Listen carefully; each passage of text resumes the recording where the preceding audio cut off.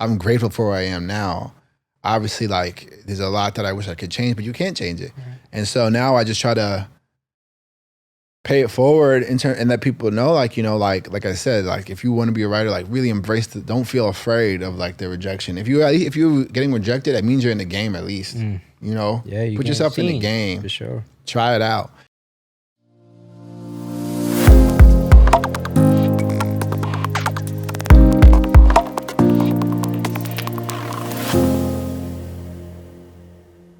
What's going on, everybody? Thank you guys for tuning in to another episode of Off the Cuff, where conversations lead to inspiration. I'm your host, Christian Palmer, and today I'm joined by New York Times best-selling author of Friday Black. He's an educator, and he is selected by Colson Whitehead as one of the National Book Foundation's 5 under 35 honorees. Without further ado, here's Off the Cuff with Nana Kwame Adjei-Brenyah. Thank Nana, you, bro. welcome to the show. Applause. This is it.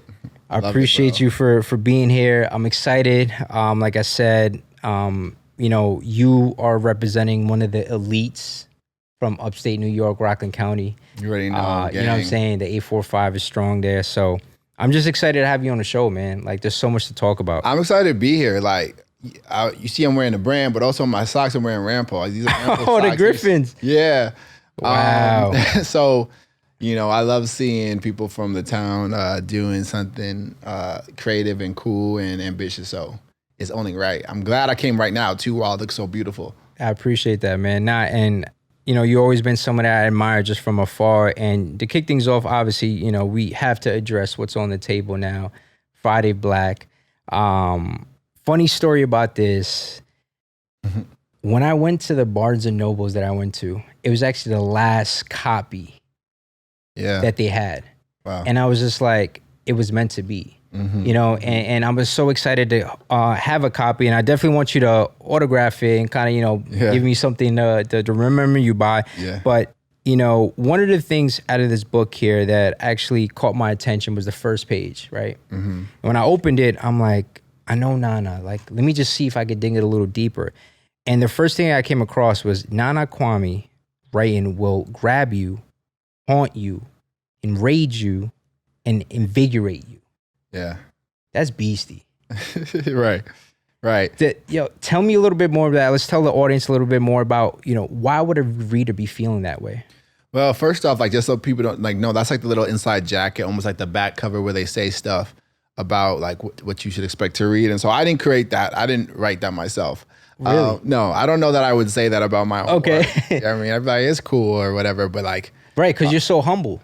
I mean, it just feels weird to be like, my work will invigorate you. You know, that feels weird for me to say, but I respect it and appreciate it when others say it. My publicist, I'm sure, came up with that. But yeah, I think I think this book, I'm glad that people felt that way. I think it's a short story collection, and it had a lot of different sort of, I don't know, avenues of feeling. Some stories were really violent. Some stories were really sort of, I guess, tender.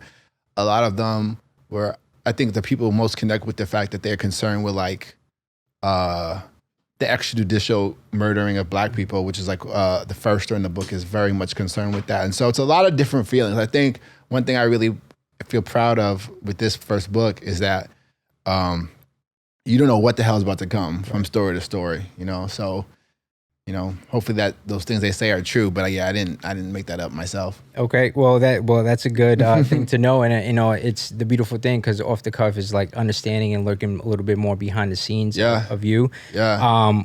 So let's talk a little bit more about that. You know, when did you decide to write this book? What was the inspiration behind it? Yeah, so it's weird, like being a writer. It's hard for me to pinpoint when I decided I wanted to do it because for a long time I didn't know that was something someone could choose to do. While I was in Spring Valley, when I was in all the way up to high school, I had never admitted out loud that I wanted to be a writer. But what I preferred about writing was it was free. You know, that was my thing. And I really enjoyed things that can't be taken away from you. I think because of a lot of stuff growing up, I had seen that, like, you know, you can lose a lot of stuff. You can lose, like, whatever, video games. You could lose electricity. You could lose a house. You could lose all those things. But the things that you create in your mind, those are kind of a gift from you to you that can never really be taken. I think that's where I really fell in love with it. But in terms of this book, I think when I was in undergrad at Albany, that's where I was I got the courage to be like, you know what, I want to be a writer. And then it was several years before this manifested. But I wrote the very first stories that of mine that would appear in this book back then. And because again, it's a short story collection, and you're doing it piece by piece by piece by piece, not knowing what you have. Almost like if you were a recording artist making an album, this is a song, wait, this song sucks, that song sucks. And I have a lot of stories that suck. You know, I probably have 10 times the number of stories that weren't able to make this collection because they're trash, you know. But by the time I went to grad school, I had to create a, a thesis. And my thesis by another title was what ended up becoming Friday Black. Wow. Yeah. So much into that. And you touch a little bit more about about the process, kind of Albany and then going to Syracuse and kind of just a variety and series of short stories. Yeah. Tell me a little bit more about just the process into completing it eventually. You know, you kind of gather all these 10 stories. I mean, right? A collection of stories. But like you said, like tell me a little bit more about the process that went behind that to kind of finalize it. It's so many different things, because there's the writing portion of it and then publishing a book. You know, writing a book and publishing a book are like very different things. Like I said, what I rated in this book are the words of the stories. Everything else, like this cover, that little thing you read in the jacket, the back stuff, the blurbs, there's a lot of other pieces that come in to create it. But what I did was the words, obviously. And to me, that's always the most important part, obviously. But a lot of like the object of a book that people consider, it's a lot more people than just me come to make that, materialize in the world. So the process of the writing part, my part, it's a lot of reading of other fiction that really like makes me feel something, work that I feel is important. It's trying, it's like throwing darts at a dartboard in the dark. Just what sticks, what feels funny to me. But for me, that's what was important to me. Right. Discovering what I feel is valuable for fiction to be. And for a long time, I thought humor was like, keep that shit like somewhere else. Yeah. You got to be like a serious writer. But then you kind of discover like, to me, the process of becoming a writer is sort of the process of discovering who you are and being okay with that. So I had to learn like, you know what? I use humor in like my day-to-day scenarios to feel comfortable in the space. So humor has to find a way to be in my stories. I am concerned with the fact that the world is a dumpster fire in so many ways, whether that be because of hyper-consumerism and capitalism, whether that be because of our racist everything, whether it be because of the ways the patriarchy has kept so many of us down, in particular women. I'm interested in the shit that like shapes our lives. Yeah. And I don't mind talking about that directly. And so getting comfortable with that part was like even though I know you're asking for process, that's like sort of mean like the pre-process. Yeah. And then in terms of like the physical process, it's just grinding for a long, long, long time. I went to Syracuse MFA program. I was there for 3 years. And, that was 3 years where my whole life was about building myself up as a writer, getting smarter, getting sharper, reading a lot. And in the summers, I would write these stories. And what that might look like is if I was working at Against All Odds in the mall, I would come home at close to say you get home at like 11, and then 11 to like 5 a.m. sometimes, just typing on my little Lenovo netbook, trying to make a story. Right? Huh? That was gifted. That was gifted to me by my older sister. Oh yeah, you know that. Yeah. Yeah, my older sister gave me that, which was my first computer at SUNY Albany, where everyone had their MacBooks. I was like on this Lenovo netbook, and that's where I wrote most of this. Wow, that's crazy. It's funny. I was watching a lot of your videos and YouTubes and stuff because when you went on tour, you pretty much speaking to everybody. Everybody wanted to speak to you, right? Right. And they still do because obviously we're speaking today. But one of the things that actually caught my attention was like they're always gonna say, "Yo, like I thought you was gonna be so like a little bit more weird." Yeah. You know what I'm saying? Like, why did people think that? I think because I write weird shit compared relative to what they think is normal. Right. I have stories where, a lot of weird premises, but to me, that's just a way into the story. Yeah. At the end of the day, I feel like my stories end in earnestness and heart, just like all the stories we love. But there might be a talking fetus or zombie shoppers or whatever. You know, those are just like conceits and premises that I create to like have fun or have a way of discussing a difficult subject. Yeah. But you know, I think people see that and be like, oh, he's probably got to be a weirdo. Nah, well, just disclaimer, I do not think you're a weirdo. You feel me? But it's funny that you mentioned just like the zombie thing, because I remember in the story in retail, you were working at the Palisades Mall, right? Yep. At the time and stuff, and you were having a conversation with a Spanish woman that you were speaking to her in Spanish and stuff, and towards the end, the one thing that actually caught my attention was when you finished the story, it says, you know, little did she know she was like the hero. She was the one that was actually benefiting. She was everything. Yeah, she was everything, right? Yeah. Tell me a little bit more about that. Yeah, so I really did work. So again, I write fiction, but obviously a lot of my stories, and maybe that story is one of the ones in particular, they closely echo my real life. And so I worked in a store called Against All Odds in the Palisades Mall and in the Crossgates Mall in Albany while because they shipped you back and forth. Yeah, right? during the school year I'd work at that store, and then in the summer I would work at the other store. Because I really was a good salesperson. So, I'm surprised. I mean, because when I was at the Palisades Mall, I worked in Aldo and Journeys. Yeah. So I know Against All Odds because Journeys was right across from Against All Odds. Yeah, bro. You know, it's a big store with like quote unquote urban clothing. Yep. And so yeah, but I hated it. I hated working retail, and I worked retail for a long time. I worked retail from age 16 all the way to like probably 23-ish, 24. And it was the only real job I have ever had before teaching, actually.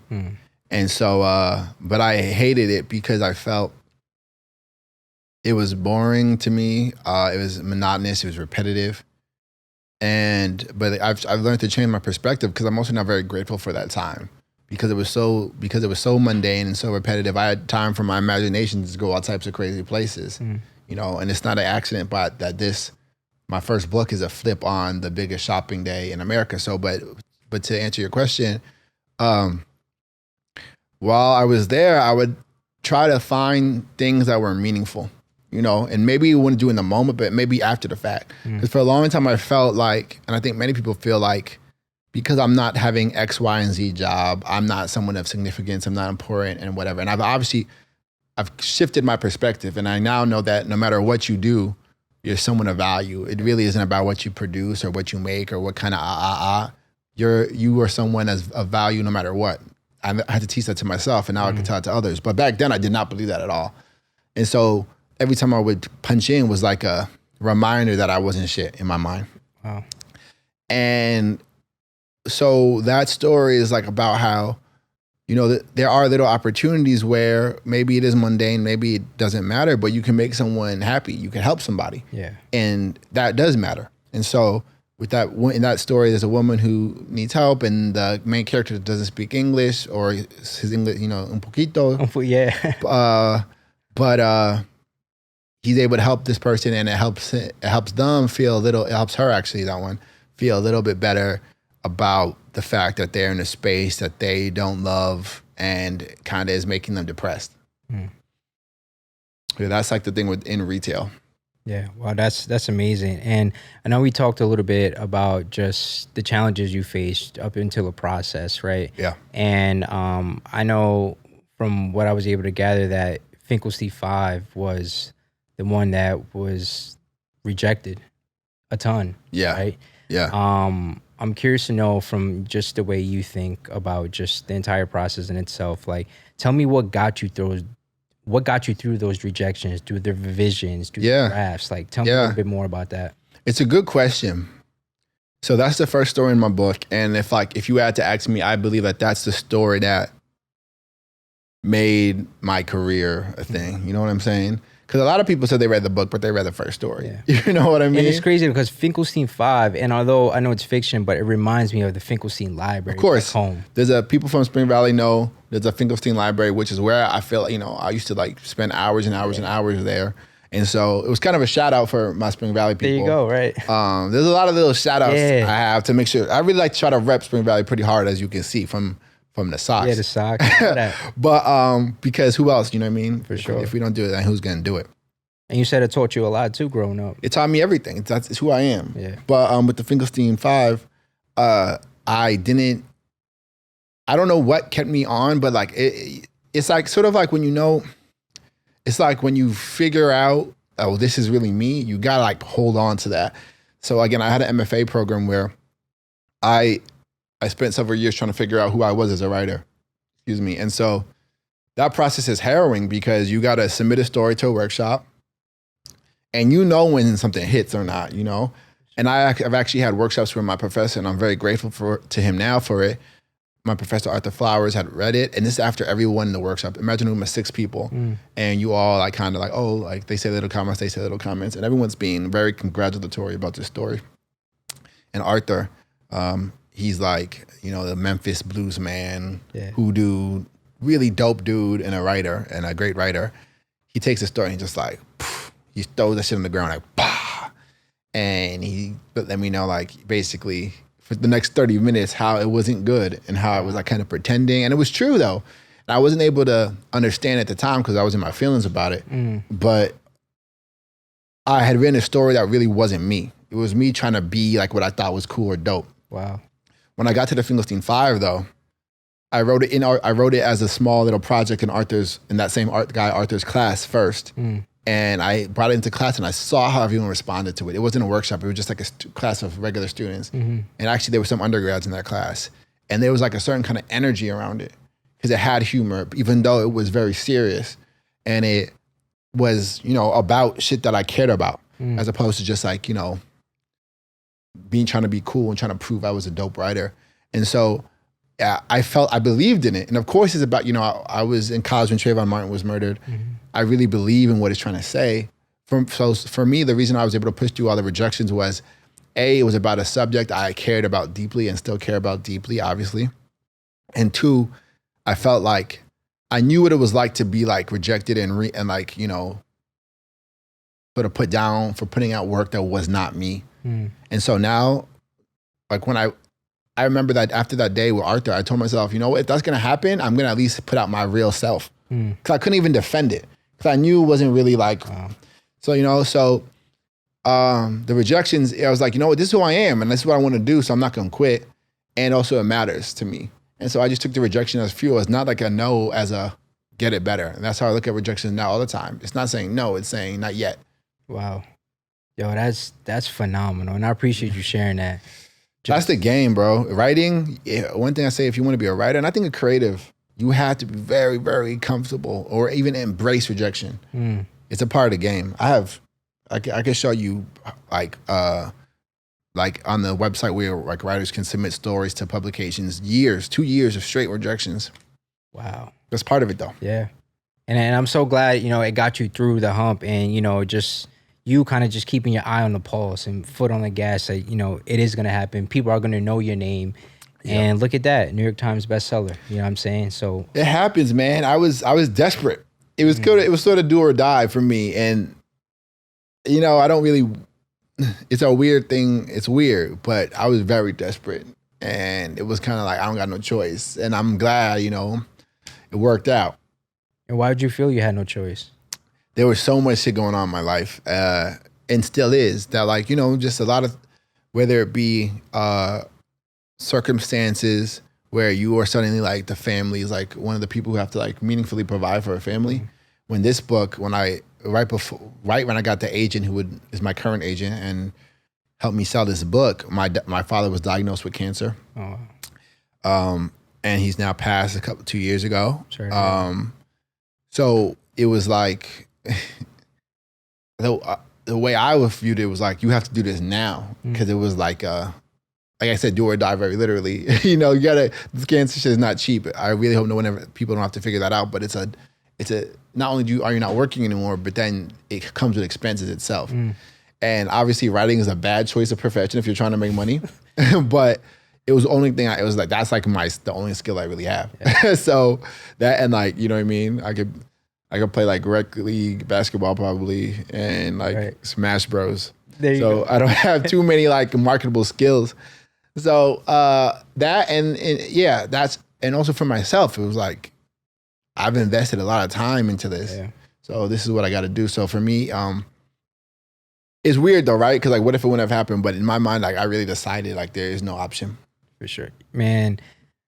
Nah. I want to congratulate you, man, because it's not a skill. I think it's a talent. It's a gift. Yeah. You know, and I think that people actually need to see this. You know, they need to see the true self. And I'm always a big believer of like certain connections. You can only connect the dots looking backwards. Yeah. And, you know, I think Steve Jobs said that in commencement speech and stuff. And I think it's an amazing thing that, you know, through everything that has happened to you, the way you connected dots is the way everything was supposed to happen. Yeah. I'm so grateful just to even hear some of these stories now. Yeah. And I really do try to look at it that way. Like even like the really, really rough moments, you know, I try to look back at myself with some type of like grace and humility because I'm grateful for where I am now.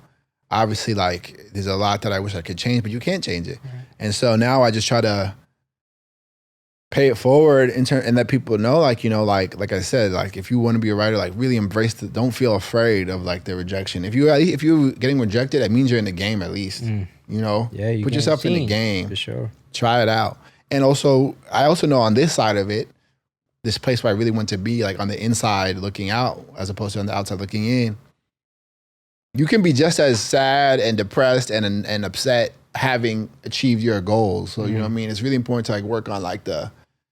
I always bring it to like this type of stuff when I'm talking about this stuff. But like, if you like getting a New York Times bestseller, if you're a writer, for example, that won't save you. It won't. Yeah. Obviously, of course, I'm grateful for it, and you know, it's changed my life, and I'm very grateful for the people that have helped that happen. But it won't like it doesn't mean happiness. You know, a simple way of saying it is you know, J. Cole had that song, I Love Yours. Yeah. Like, you know, you gotta like, there's no such thing as a life that's better than yours. And really like internalizing that and trying to feel that deeply is important because that if that's the case, if success or whatever means happiness, there's always more. Yeah. You could, I gotta be a #1 bestseller though. Or no, I gotta be the da-da-da. I gotta be So you gotta find a way to like, of course, still like be motivated, but not thinking like, happiness on the other side of some external goal, you know what I mean? Absolutely. It's hard for me to say that though, because I'm a very, very goal-driven person. Yeah. So I'm trying to find a balance. Right, and that's so important stuff. And I want to kind of transition a little bit from those because despite, there was one thing that you actually said that was very interesting, and I think, you know, we talked a little bit about this offline, but I want to kind of let the audience, you know, today just share a little bit more about that story. But you said something along the lines like, you know, despite your book doing so well and being acknowledged, you know, New York Times bestseller, so many accolades along the way, you mentioned that it was also one of the worst times of your life. Yeah. Do you mind sharing a little bit more about that year with us? Yeah, so my book came out in October of 2018, which is crazy now. What is going on with time, bro? Next year. And again, like I was also very happy at that time. I got to see the world, you know what I mean? Literally. But my father was like in like the end of his life. My father passed in July. The book came out in October. And it was like clear, you know? We had been fighting the cancer thing for like 2 years. And I was very, very, very engaged in that process. And it was sort of coming to the end of a very long road. And that was super difficult. And that was being paired. So like that off rip is difficult.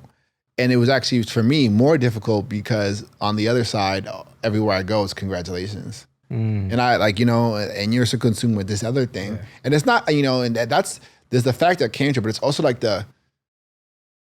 it's weird to say, but like those kind of things end up being a logistical issue. Yeah. There's so many forms, there's so many this and that. It's also like who even is going to like, the bills are coming still. So you know, who's going to support the you know, whoever, whatever, you know? And so which makes it like you gotta attend to this work you're doing, which I am happy to be doing, but also now you're going to you're missing out on a lot of what is going to end up being the last moments of this person's life.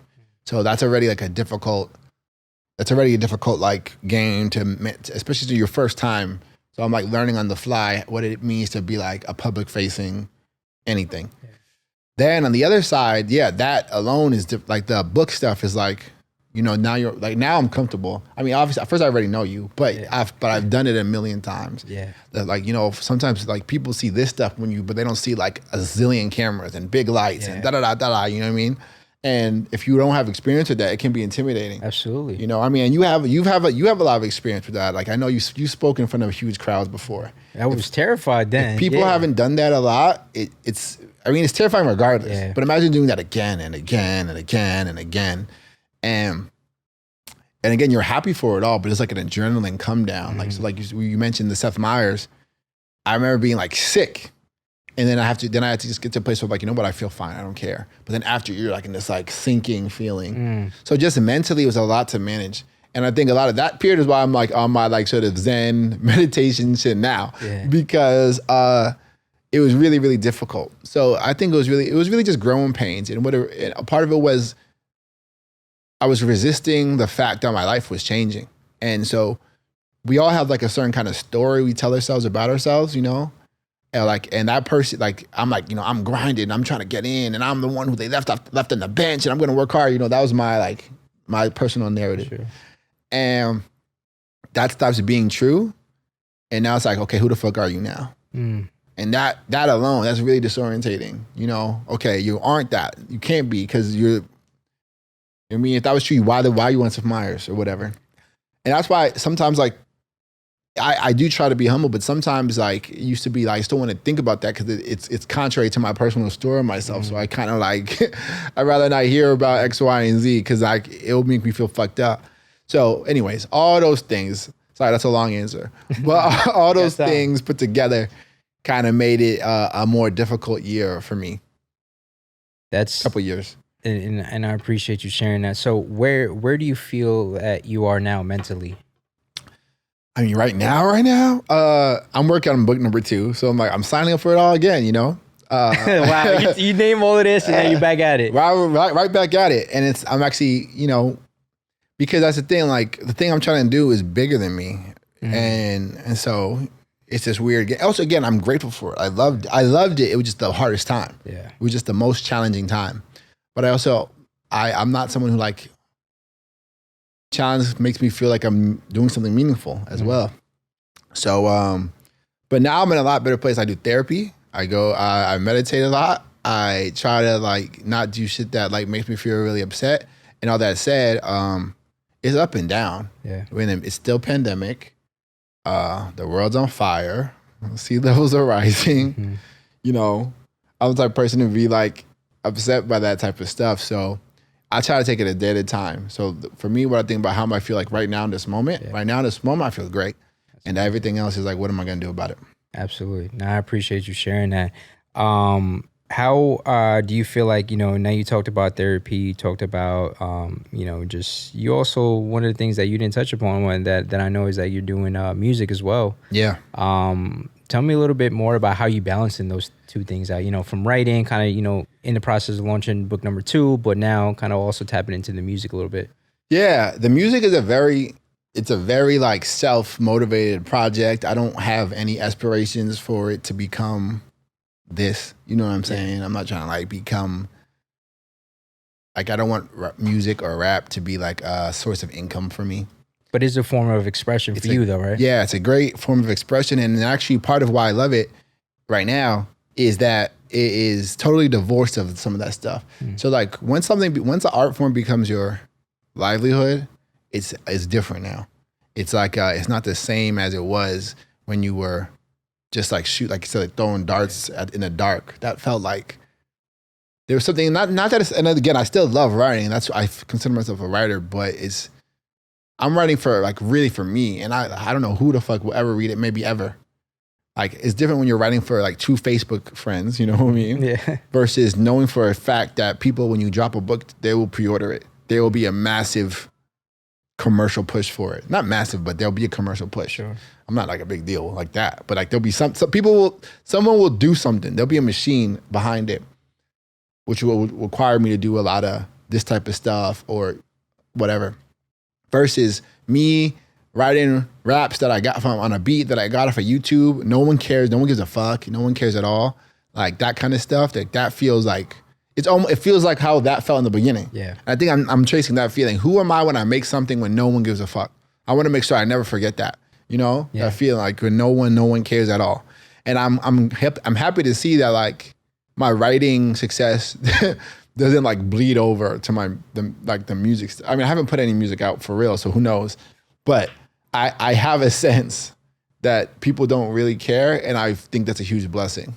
That's amazing. I want to touch upon a little bit about that because you said, I know you say a lot, you like creating something from nothing. Yeah. You think that shit is dope. Yeah, I love it. Now, I'm curious to know, what advice would you share for just the young authors, the writers, the people who are tuning in, watching you today, of just looking to start something, right? Who have a business idea, who have something that they want to put out to the world, but the inner core is telling them like there's some sort of hesitation there. Right? Yeah. What would you share with them? I mean, I have so many different like forms of like advice for it that I'm constantly giving myself, but I feel like number one is like, just do it like no one will ever see it, but it's for you. Like, just make it. Like, just see. Yeah. And like, don't, because once you start thinking about like sharing it or it's scary. People are haters. People like to be like, why are you trying to do this and that? Because that's another thing for me. Like, I have to make sure I'm not pandering to like some invisible audience anymore. Yeah. Because I know for sure, like me, like making music or whatever that is, that's like considered like weird. You know? No, I don't think it's weird, but okay. But like people who know me through book stuff will definitely think it's weird. Okay. Which is weird to say that because it's still writing. It's just poetry to instrumentation, but whatever. They'll think it's weird. So I feel like learning to be vulnerable with yourself and like being willing to grow in that vulnerability is super important for someone who's trying to do anything. So I guess just try. Just try. And don't worry about like, and I remember failure is a part of the process. And then the other thing I would say is like, give yourself like a good chance to succeed, meaning like I'm not like the most disciplined in terms of how I put in this many hours, but I'm actually like low-key obsessive. So I don't mind going. I can work on a book for 12 hours in a day. You know, like I can do that. You know, I can be engaged in a singular project for hours and hours and hours. If you haven't built that muscle up, grow that. Really like grow that. Like find the parts of the thing you love so that you can stay. You know what? I'm going to do this for 2 hours today. 2 hours, and then grow a little bit from there. See if you can, but like just cultivate because a lot of people like say they want to do stuff, but then when they have to do it, they forget like, oh wait, it's going to be hard. Yeah. And that's why I like to really encourage when I see my people doing stuff like this. Cause I know like it took a lot of effort on the back end or the front end that no one will ever see. Yeah. People see this like final product, but like I know how much stuff goes into it, right. you know? Or I know that I don't even know how much stuff goes into it. And so it's like, but you weren't afraid to, let me say, fuck it, let me try. Yeah. And let me figure it out. And let me be okay with knowing season 2 is going to be better than season 1. But some people won't like how season 1 looks, so they won't even do it. Yeah. So they won't even get to the second, you know what I'm saying? You're right. So like just being okay with like doing it, I really respect it. But like you got to cultivate some type of discipline, whatever that looks like it means for you, have some version of that, you know? That's beautiful, man. And that's well said. And, you know, gems, bro, just gems after gems. Now, as we kind of get towards the end of our conversation today, I kind of want to learn a little bit more. I know you touched more on, you know, book number 2, but what else can we expect from you? Like, just in general and just Nano's world. Shit, man. After I do this book, I might disappear. I might be. I mean, let's see how it does if I can afford that. So yeah, the book is coming, and that's like the main thing. I've been working on, I mean, it's funny that at first I was like, shit, I don't have anything to talk about, but I do actually. I've been, besides making music, I've been interested in like directing in general, but I've been happening to work on some music videos. Nice. I already did one for Mike Mitch, who's my engineer. Dope. Shout out Mike Mitch. Shout out. And, but I worked on another music video with him and a group called The Venture Clan, starring Nick Cregan, actually. Okay. Shout out to Nick too. So it's a very like, you know, UA type of shit going on. Family there, man. And the video's super dope. And I got it. Well, I'm waiting for them to put it out. So that's something like, and I directed that. and I'm waiting on that to come out.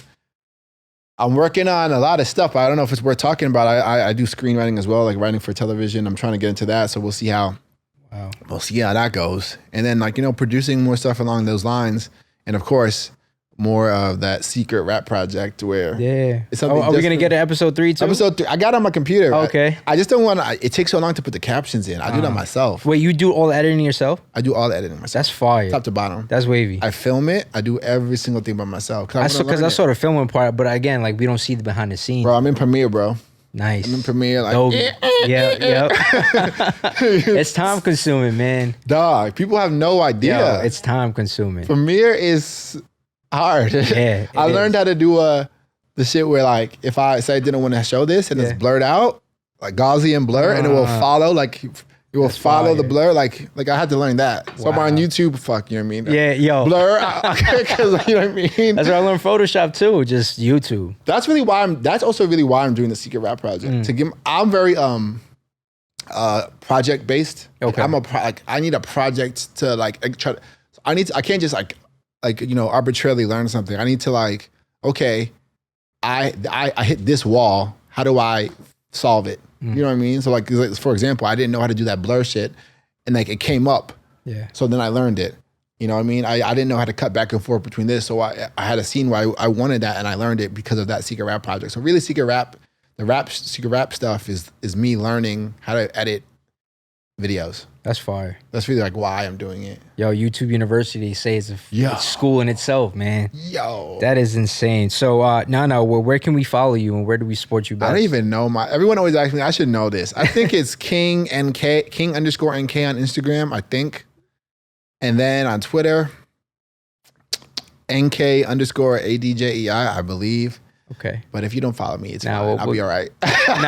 We'll make sure to kind of put that in the caption there. Yeah, we'll try to see it because I might just totally lied. I have no idea.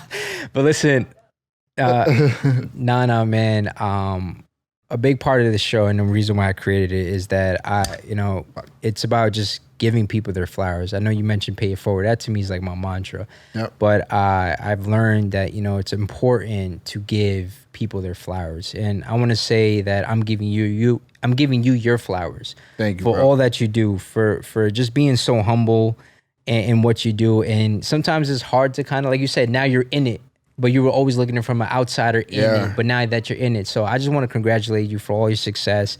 This is a hard copy that I remember watching one of your videos. Your dad had mentioned to you that you should be proud of that. Yeah. And I think you should. And I just want to give you your flowers. Thank you, bro. All love, man. I appreciate it. It's I'm learning to be better at accepting it, and so I'm gonna accept it as I wear my off the cuff, give people their flowers gear. And kind of switching that a little bit, right? Who would you give your flowers to? There's so many people, but that are in my circle. Like I said, first, I think you're doing an incredible, dope job, especially people from where I'm from, especially in the grades under me. It's I'm really supportive. So obviously you're doing your thing, and I'm super proud, and all of us are. Me, Nick, all of us, we're super proud when we see it. But yeah, shout out to Nick. I'll talk about him because I just mentioned him. He's up in Vancouver shooting Batwoman right now. Yes, I heard about that, man. Another person who people see these things, but they don't see all these auditions he's doing. He shoots his auditions with some of his self-tapes with me. Wow. So, yeah, bro, I learned the camera shit too, bro. Yeah, I know. You do photography, all that shit too. So, I think people see these shows and these bookings, but they don't see, I don't want to shout out how many other things he tries out for, but it's work. Yeah. It's a lot of work. And I've seen him put effort into his craft, and it's nice to see it materialize. So even though usually I like to tell him he's he's stupid or he's whack or whatever, but in this moment where I'm feeling sincere, I'm really proud of him. So I'll throw my flowers to both you and to Nick Cregan, who's really doing his thing right now. I appreciate you, man, and thank you for again just being on the show. And I think it's so important for us to hear your story behind Friday Black, the process to get to that point, but also what you're doing outside to keep you creative, to keep you at ease and keep you at peace, right?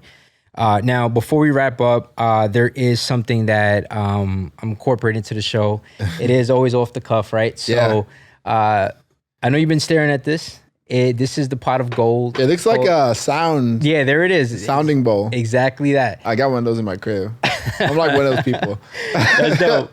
But this is called the pot of gold. It's the hidden gems. There's a series of questions, all random. Okay. What I'm asked is just pick one question, read it, and just whatever comes to mind off the cuff, right? Let me shake it first so you know that something is in there. All right, cool. So here, no peeking. It's like deep. All right, bet. Beautiful. Go ahead and Randy Grover wrote this. Shout out to Ange. What do you believe your purpose in life is? Oh, something light. No problem. I think I do have an answer though. What do I believe my purpose in life is? Which is a really good one. I almost want to. No, you can put it back in there. Okay. Someone else could get it. I think my purpose is growing and shifting and changing, but I know at least part of it is to use the platforms I have and the creative sort of spaces I have some type of ability in to get us to reimagine systems of living. So I think we should have assumed that we have to just, the way like Friday Black, like the way Black Friday was, like to me, like, I mean, Friday Black, like when I was working on, I was like, this is insanity. This is crazy. This is a sickness, in my opinion. And I think part of my purpose is to like use humor and like jokes and seriousness and whatever to at least shine a light on like, yo, I think we could be doing this better. And really what it ends up boiling down to is I think that we could like love each other more fully if these systems weren't so on our heads. So I think that's my purpose, to like help us all reimagine these systems that have shaped our lives, sometimes very violently. I appreciate you sharing that, man. Anything else that's coming to mind? No, man, I'm excited and I'm grateful. So absolutely. Thank you. I appreciate you so much for coming onto the show and wish you ongoing success, man. Too many more wins. You know what I'm saying? I'm grateful. I can't wait to like tell people I was on the early episodes of one of the pioneers. Yeah, absolutely. Were you talking I don't know, whoever that, Rihanna? Yeah, let's do it, man. You got to speak into the existence, right? Manifestation. I can see it. I appreciate you, man. And there you have it. That was Off the Cuff with Nana Kwame Adjei-Brenyah.